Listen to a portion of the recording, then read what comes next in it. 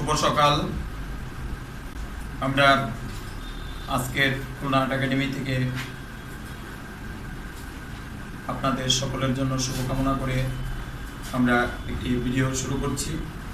আমাদের একজন অতিথি আসছে, তার সাথে আপনাদের পরিচয় করাইয়া দেওয়া উচিত, কারণ এই প্রতিষ্ঠান খুলনা আর্ট একাডেমি শুরু থেকে এখন অবধি পর্যন্ত যে একটি দায়িত্ব পালন করে আসছেন, এই প্রতিষ্ঠানের সার্বিক মঙ্গল কামনা করছেন। হয়তো খুলনায় নেই, খুলনা থেকে চাকরির কারণে তার কর্মস্থান অনেক দূরে চলে গেছে, তার জন্মস্থানের কাছে। তবু প্রত্যেকটা পোস্ট, প্রত্যেকটা প্রোগ্রাম, প্রত্যেকটা বিষয় যে খোঁজখবর রাখছে বা বিপদের সময় পাশে দাঁড়িয়েছে, তাকে আপনাদের সাথে পরিচয় করাই দেওয়ার জন্য ভিডিওটা ধারণ করছি। তার আগমনে আমাদের শিক্ষার্থীদের পরিচিতি পর্বটা আমরা নিব। যার যার পরিচয়টা সুন্দরভাবে দেবেন। হ্যাঁ, পরিচয়টা যার যার আপনাদের দেন। নমস্কার স্যার, আমি স্বর্ণা মিস্ত্রি, আমি খুলনা আর্ট একাডেমির 12 নং ব্যাচের একজন শিক্ষার্থী। আমি এসেছি ফিরোজপুর জেলা থেকে। নমস্কার স্যার, আমি তোমার দেবনাথ, আমার বাড়ি কুসুমদিয়া, আমি খুলনা আর্ট একাডেমির 12 নং ব্যাচের। একটু জোরে বলবেন। আসসালামু আলাইকুম, আমি সাকিব ইসলাম সামিয়া, আমি খুলনা আর্ট একাডেমির 12 নং ব্যাচের একজন শিক্ষার্থী। আমার বাসা খুলনা বাগমারা। আসসালামু আলাইকুম, আমি গোলাম রফি শাওন, আমি খুলনা আর্ট একাডেমির 12 নং ব্যাচের একজন শিক্ষার্থী। আমার বাসা খুলনা পার্বতী। নমস্কার, আমার নাম মহেন্দ্রনাথ গাই, আমি খুলনা আর্ট একাডেমির 12 নং ব্যাচের একজন শিক্ষার্থী। আমি সাতক্ষীরা জেলা থেকে এসেছি।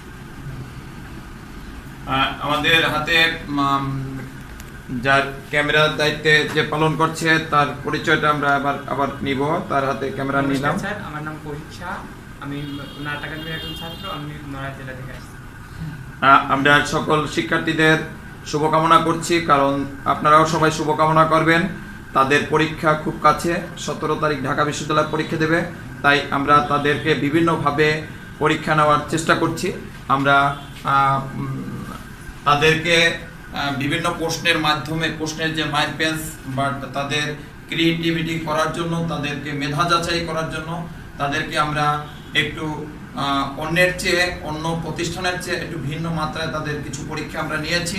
আশা করি আমাদের শিক্ষার্থীরা ভালো ফলাফল সেখান থেকে অবশ্যই অর্জন করতে পারবে, এটা আমার বিশ্বাস। কারণ আমি যতটা প্রশ্নের মাইন্ড প্যাচ করেছি, সেই মাইন্ড প্যাচগুলো অনেক তার মেধার যে ঘাটতিটা ছিল, সেই ঘাটতিটা কিছুটা হলেও পূরণ হয়েছে, এটা আমি আশা করি। আমাদের শিক্ষার্থীদের কাছে একটু ধরা হোক, একটু ভিডিওটা ধরা হোক। শোনা, যে ধরনের আপনি প্রশ্ন এখানে মাইন্ড প্যাচ করা হয়েছে বা যে ধরনের আপনি প্রশ্নের সম্মুখীন হয়েছেন, তাতে ওখানে যে কোনোভাবে প্রশ্নটা ঘুরালে আপনি বুঝতে পারবেন কিনা? আশা রাখছি পারবো। মানে সে আত্মবিশ্বাস মনোবল তো আছে আপনার কাছে? আচ্ছা, এখান থেকে আরো দুই একজনের কথা বলেন, একটু তোমা বলেন তো। স্যার, আশা করছি আমি পারবো। মানে বিগত বছর আমাদের এখান থেকে প্রত্যেকটা বিশ্ববিদ্যালয়ে যে একটা পজিশন থাকে, ফার্স্ট সেকেন্ড থার্ড হয়, বাট ভালো একটা পজিশন অর্জন করতে পারি, তাই এবছর কি আমরা সেই ধারাবাহিকতা বজায় রাখতে পারবো কিনা? স্যার, আমরা তো যথেষ্ট চেষ্টা করতেছি, সবার শুভকামনা। একটু জোরে বলেন, একটু কথা আস্তে বলেন কেন? আচ্ছা, যাই হোক, আমরা এবারে আমি এক ছোট্ট একটা গল্প বলি, এখান থেকে আপনাদের অনেক কিছু শিক্ষা নেওয়া যেতে পারে। যেমন আপনাদের এদিকে একটু ধরেন, আজকে যে পরীক্ষাটা ছিল, এটা কি ভাবতে পারছিলেন? কল্পনাই করিনি। আমরা আগেও শীট থেকে লিখতে দিয়েছিলাম যে এগুলো থেকে পরে তোমাদের পরীক্ষা নেওয়া হবে। তো আজকেও আমরা সেভাবে স্বাভাবিকভাবে আমরা লিখতেছিলাম, আমরা আলোচনা করছিলাম প্রশ্ন নিয়ে। কিন্তু যে প্রশ্নটা পরীক্ষা ছিল তারই 10 মিনিট আগে সেই প্রশ্নটা তাদের সলিউশন করতে দেওয়া হয়েছে, যে এই প্রশ্নটা সবাই সলিউশন করো। প্রত্যেকদিনই ওইভাবে সলিউশন করা হয়। বিগত ব্যাচে যে প্রশ্নগুলো এখানে থেকে গেছে, আজ থেকে 10 বছর আগে, 7 বছর আগে, সেই প্রশ্নগুলোই দেখা যায় দু একটা প্রশ্ন আমরা বেছে দেখতেছি যে কোন ধরনের প্রশ্ন দেখা যায় আসার মতো, সেই টাইপের আমরা প্রশ্নগুলো তাদের ধরে দিচ্ছি যে এই প্রশ্নটা থেকে তোমার কাছে যেগুলো আনকমন মনে হয়, যেগুলো তোমার কাছে পড়া নাই, সেই প্রশ্নগুলো তুমি এখান থেকে নোট করে নাও। নোট করে নিয়ে দেখা যায় সেখানে সাধারণ জ্ঞানের একটা প্রশ্ন আছে, কিন্তু তার সংখ্যাটা এখন চেঞ্জ হয়ে গেছে, কারণ এখন আপডেট হয়ে গেছে। এখন 7 বছর আগে, 8 বছর আগের যে প্রশ্নটা, সেটা অবশ্যই চেঞ্জ হবে কিছুটা। এখন সেই চেঞ্জিংটা শুধু তুমি এটা কনফার্ম করে নেবা গুগল থেকে, তুমি প্রশ্ন দেখে বা বই দেখে, যে ভাবুক না কেন, কিন্তু আজকের প্রশ্নটা ওই রকম দিয়ে যে 10 মিনিট আগে পড়তে দিস, যে এটা সলিউশন করো, 10 মিনিট পরে দেখে যে সেইটাই আমি পরীক্ষা নিয়েছি। তার মানে ওই একটা প্রশ্ন দিই না, 3টা প্রশ্ন দিয়েছি, 3টা থেকে যে কোনো একটা পরীক্ষা নিয়েছি, তার মানে সেটাও একটা মাইলফলক ছিল। তাহলে সেটা কিন্তু তারা অবাক হয়েছে। তো সর্বোচ্চ পেয়েছেন কত? 50-এ সর্বোচ্চ কে?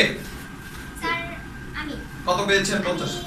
44টা অ্যানসার করেছি, তার মধ্যে থেকে 43 পয়েন্ট 75 পেয়েছি। 44 থেকে মাইনাস হয়ে 43-এ দাঁড়াইছে, মানে আমরা নেগেটিভ মান প্রত্যেকদিনই করি, 4টা ভুলে 1 মার্ক। তাহলে আমার পরবর্তীতে মার্কে তোমার কত? স্যার আমি অ্যানসার করেছিলাম হচ্ছে 46টা, আমার 44টা ঠিক হয়েছে আর দুটো ভুল হয়েছে। আপনাকে খুলনা আর্ট একাডেমি আমি একটা কথা বলবো, খুলনা আর্ট একাডেমি আপনি বলেন, একটু জোরেই বলবেন। আপনি তো জেনারেল ব্যাচ করছেন, 3 মাসের মতো করছিলেন না? কত করিনি, মানে এই এক মাস, এক মাস 1.5 মাস। 1.5 মাসের মতো, এই কথা বলা যাবে না, 1.5 মাসের মতো জেনারেল ব্যাচ করছেন। জেনারেল ব্যাচে যে একটা চাপ ছিল, পড়াশোনা, দিনরাত পড়াশোনা, এখানে কি আপনাকে পড়তে বলা হয়েছে ভাবে? আপনাকে মেধা শুধু আমি বিভিন্নভাবে প্রশ্নের প্যাটার্ন ঘুরিয়ে আপনাকে জাস্ট ঝালাই করে এখন একটু চাপ দিচ্ছি। এর আগে কিন্তু পড়াশোনা কোনো চাপ ছিল না। এখন কি যে পরীক্ষা আগে বলেছি যে 4 পাতার মধ্যে পরীক্ষা হবে, এই 6 পাতার মধ্যে পরীক্ষা হবে, বা এই 2 দিয়ে পরীক্ষা হবে, এখন কোনো নির্দিষ্ট জায়গা নেই, যে কোনো জায়গা থেকে আমি প্রশ্ন করতে পারবো। এটা একটা বাড়তি আপনাদের ঝামেলা হয়েছে, কিন্তু আমরা যে প্রশ্নগুলো আগে করছি সেরকম প্যাটার্নেই আপনার প্রশ্নগুলো দেওয়া হচ্ছে। তো আপনার তো এখানে দেখা যায় ফার্স্ট হয়েছে সন্না তো কোথাও ব্যাসই করেন, সেকেন্ড আপনি, তাহলে সোনা তো রেগুলারই দেখা যায় ইদানিং আপনি আনার সোনা আনার সৌরভ এরাই তো ফার্স্ট লেভেলে থাকেন। তাহলে আপনি এটা বিশ্বাস করেন যে এখানে আমাদের কৌশিক কিন্তু যতটা পড়াশোনা করছে, আমি মনে করি যে মনে 5 থেকে 7,000 টাকার বইও কিনছে। কয় হাজার টাকার বই কিনছিলেন? হিসাব নাই, কত হাজার টাকার হতে পারে? 10,000 টাকার বই কিনছে। দেখেন এডমিশনের জন্য 10,000 টাকার বই তার গুছানো, অথচ সে কিন্তু হাইয়েস্ট পড়তে পারছে না, সে কিন্তু আপনাদের সাথে পারছে না, কিন্তু আপনাদের অর্ধেকও আপনারা পড়েননি, 3 ভাগের 1 ভাগও পড়েননি। এটা কি মিথ্যা? মিথ্যা। তাহলে এখন কি কৌশিক এই চেহারা কিন্তু ঠিক হয়ে গেছে প্রায়, মানে ওকে কিন্তু সে পূর্বের মতো, কিন্তু মাঝে দেখছেন যে পড়তে পড়তে ডিপ্রেশনে ওর খালি চোখের এই যে দাগ হয়ে গেছিল এবং টোটাল একটা হাড্ডিকাটি বের হয়ে গেছিল, এরকম পজিশনে চেনা যাচ্ছিল। আমার কাছে যে দোয়া নিতে আসছে, আশীর্বাদ নিতে আসছে, আমি তো অবাক হয়ে গেছি। আমি বলছি কৌশিক তুমি কি অবস্থা, তুমি তো মরে যাবা, পড়াশোনা আগে নাকি তোমার এই বাচ্চা আগে না পড়াশোনা আগে? এটা ভাবতে হবে, তোমার আগে বেঁচে থাকতে হবে, বেঁচে থাকতেই তোমার সবকিছু করতে হবে। তো আমি একটা পরীক্ষার জাস্ট একটা সময় সুযোগ সব সময় আসে না। বিশ্বের ধনী ব্যক্তি কে ছিলেন? Bill Gates. তাহলে বিল গেটসকে নিয়ে জাস্ট একটা ছোট একটা উপদেশমূলক একটা বিল গেটসকে নিয়ে আমরা ছোট একটা গল্প বলবো। এই গল্পটা হয়েছে বিল গেটসকে বলছে এক সাংবাদিকরা যে তাকে বলছে যে আপনার কাছে আমি 2টা প্রশ্ন করতে আসছি, শুধু 2টা প্রশ্নের আপনি শুধু জবাব দিবেন। তো বলছে মাত্র 2টা প্রশ্ন? হ্যাঁ বলেন। হ্যাঁ আমি প্রস্তুত জবাব দেওয়ার জন্য। বলছে স্যার আপনি এই যে বিশ্বের মধ্যে আপনি এত অর্থ সম্পদ, আপনি এই বয়সে কিভাবে আপনি স্যার এটা করলেন, আপনার এই রহস্যটা স্যার একটু আপনি যদি একটু দর্শক, বাংলাদেশ, পৃথিবীর মানুষ আপনার এটা জানতে চাচ্ছে যে আপনার এত টাকা এত সম্পদ কি করে আপনি এটা সংরক্ষণ করলেন বা কিভাবে তৈরি করলেন। তো এটা বলছে না, এটা তো বলা যাবে না, আপনি অন্য কিছু বলেন, আপনার এটা তো বলা যাবে না, এটা তো আমার আলাদা ক্রিয়েসিটি, আমি এটা তো এভাবে প্রকাশ করতে পারি না। এখন বলছে যে না স্যার আমার কাছে প্রশ্ন এটাই। এখন বলছে যে দেখেন একটা চেক দিচ্ছে, চেক দিয়ে স্বাক্ষর করে দিচ্ছে, একটা পার্স থেকে একটা ব্যাংকের চেক বের করছে, তার ব্যাগ থেকে সাইডে ব্যাগ তো অবশ্যই থাকবে, বাট রকম ভিআইপি পার্সনের তো সবসময় চেক সাথে থাকবে। একটা চেক কি করলো, স্বাক্ষর করে দিল, বলছে আপনি একটা অ্যামাউন্ট বসাইয়া আপনি সেটা ব্যাংক থেকে উঠাই নেন, আপনি যা বসাতে পারেন, আপনি যা বসাতে পারেন। একটা চেক শিখলাম না স্যার এই কি করছেন, তবু আপনি প্রশ্ন করেন না, এটাকে নিয়ে আপনি চলে যান, চলে যাই আপনি ওটা চেক নিয়ে চলে যান, আপনি যা সংখ্যা বসাতে পারেন আপনি ওটা বসাই নেন।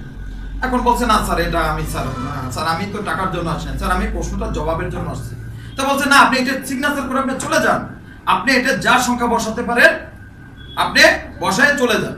তাহলে এখন কি করছে সাংবাদিক, তো ওখানে সততা দেখাচ্ছে, না আমি এটা করবো না, আমার স্যার এটা বলবেন না স্যার প্লিজ আমাকে এটা বলবেন। তা এখন বলছে যে আসলে আপনি কি আপনি আপনার প্রশ্ন তো আমার অ্যান্সার দেওয়া হয়ে গেছে, তাহলে নেবেন না? ঠিক আছে, চেকটা ধরে আবার সে নিজের পকেটে নিজে রেখে দিয়েছে। তা বলছে আমার প্রশ্নের কিন্তু অ্যান্সার হয়ে গেছে, আপনি যে প্রশ্ন করছেন সেই প্রশ্নের অ্যান্সার হয়ে গেছে। তো বলছে কিরকম? কয় আপনি যে এই যে আপনি সুযোগটা হারালেন, এই যে সুযোগটা হারালেন, এই সুযোগটাই আমি কখনো হারাইনি। আমার জীবনে এই সুযোগটাই কখনো আমি হারাইনি। তার জন্য আমি আজকে বিশ্বের ধনী ব্যক্তি হতে পেরেছি। কারণ সুযোগ সবসময় আসবে না, সুযোগ সবসময় আসবে না। সুযোগ যদি আপনি হারাই ফেলেন, আপনি আর কখনোই পাবেন না।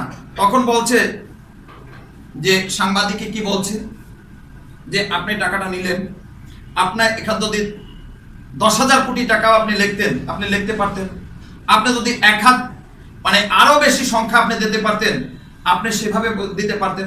আপনি সেই টাকাটা উত্তোলন করে আপনি ব্যাংকে থুয়ে দিতেন। আপনি 2 মাস পরে শুধু ওই টাকার ইন্টারেস্টটা রাখে আপনি বাকি টাকাটা আপনি দিয়ে দিতেন। যে স্যার আমি নিচ্ছি, আমি 2 মাস পরে আপনাকে টাকাটা দিয়ে দেবো স্যার, আমি যা নিচ্ছি আবার আপনার 2 মাস পরে আমার রিটার্ন আপনাকে আমি আবার ফেরত দিয়ে দেবো। তাহলেও আপনি আপনার জায়গায় আপনি থাকতেন। আপনি 2 মাস শুধু আপনি টাকাটা নিয়ে আপনি 2 মাস রেখে ইন্টারেস্ট রেখে আপনি যদি আমার টাকা আমার দিয়ে দিতেন, আপনি শুধু লাভটা নিতেন, তাহলেও আপনি সারা জীবনের একজন বিশ্বের একজন ধনী ব্যক্তি হয়ে যেতে পারতেন। বাট আপনি আমার পজিশনটা আপনি তাহলে অর্জন করতে পারতেন। তাই সুযোগ সবসময় আসবে না। সুযোগ আপনারা অবশ্যই সেই সুযোগটা নেবেন, যে ঢাকা বিশ্ববিদ্যালয়ের পরীক্ষা এবার দিতে যে পারবেন, যে ফেলিওর হবেন, যে ভালো পজিশন অর্জন করতে পারবেন না, সে কিন্তু আর কখনোই ওই ঢাকা বিশ্ববিদ্যালয়ে আবেদন করতে পারবেন না। পারবেন কি? কোনটা ধরনের দিন পারবেন? তাহলে আপনাদের সবসময় সুযোগ আসবে না, সবসময় সুযোগ পাবেন না। সুযোগটাকে কাজে লাগান। শুধু এখানে আইসা যাওয়ার জন্য ব্যস্ততা দেখাই চলে যাবেন না। যে ভালো লাগে না আস্তে বেরোয় চলে যাবেন, আমার কোনো কিছু বলার দরকার নেই। আপনি 12টা পর্যন্ত এখানে আপনার আমি ওয়াদা করা, আপনার এখানে ভর্তির ডকুমেন্টারিতে কত আপনার এখানে নিয়ে বলতে কয়টা তোমার ব্যাচ করার কথা? স্যার 10টা থেকে 12টা পর্যন্ত। 12টা পর্যন্ত। আপনি 12টায় 10টা থেকে না 9টা থেকে, 9টা থেকে মেবি আপনার 9টা থেকে, কারণ প্রতি বছর ব্যাচ পূর্বে হয়তো 8টার সময় সেই ব্যাচ আমরা নিয়ে আসছি 9টায়। সেখানে 9টায় যদি আমরা 9টা থেকে 12টা পর্যন্ত ব্যাচ দিয়ে থাকি, এখন সেই বয়স হয় 10টা থেকে কয়টা? 10টা থেকে আনলিমিটেড, কোনো টাইমের শেষ নাই। আপনি 12টার সময় এখান থেকে নির্দ্বিধায় উঠে চলে যাবেন। যার বাসায় কাজ থাকবে, যার কোথাও ডিউটি থাকবে, সে চলে যেতে পারবেন, কোনো সমস্যা না।